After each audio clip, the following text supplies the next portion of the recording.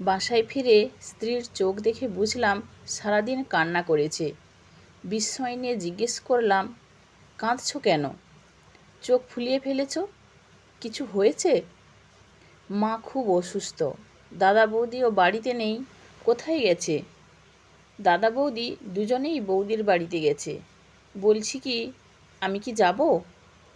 তুমি যাওয়ার কথা বলো কিভাবে? কিচ্ছু হবে না, আমি যাই। বৌদিকে তো চেনোই, মা অসুস্থ শুনে আর আসবেই না। আমিও যদি এখন না থাকি, বাবা একা সামলাবে কি করে? আমার কিচ্ছু হবে না, যাই। আরে পাগলি, তোমার হাঁটা চলাই রিস্ক এখন। কয়েকদিন পরই ডেলিভারি ডেট। আচ্ছা, আমি দেখি কিছু করতে পারি কি না। অফিসে কল করে আর্জেন্ট ছুটি নিলাম।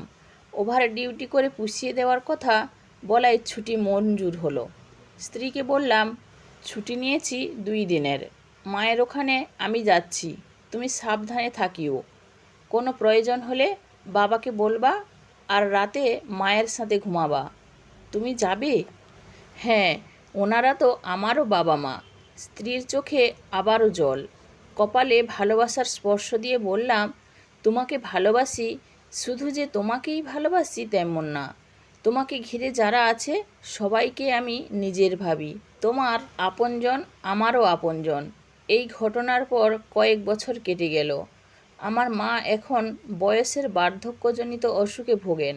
স্ত্রী মনপ্রাণে মায়ের সেবা যত্ন করে, কখনো তাকে অবহেলা করতে দেখিনি।